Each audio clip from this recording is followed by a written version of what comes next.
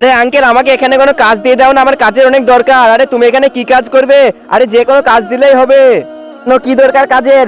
আরে আমার মায়ের অনেক শরীর খারাপ, তাই আমার কাজের দরকার। আরে মা, তুমি চিন্তা করো না, আমি তোমার জন্য ওষুধ নিয়ে আসবো, তুমি একটু দাঁড়াও এখানে। ঠিক আছে বেটা, তুই যা, আমি শুয়ে আছি এখানে।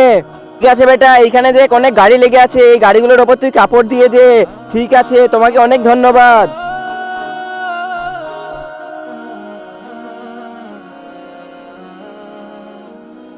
গেল, আমি সব কাজ করে দিয়েছি, এবার আমার টাকাটা দিয়ে দাও। আরে ঠিক আছে, এই নাও তোমার টাকা।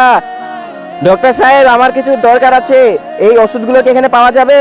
আরে হ্যাঁ বেটা, এই ওষুধগুলো এখানে পাওয়া যাবে। ঠিক আছে, আমাকে দাও এইগুলো। আরে ঠিক আছে, এই ওষুধগুলো বের করে দাও।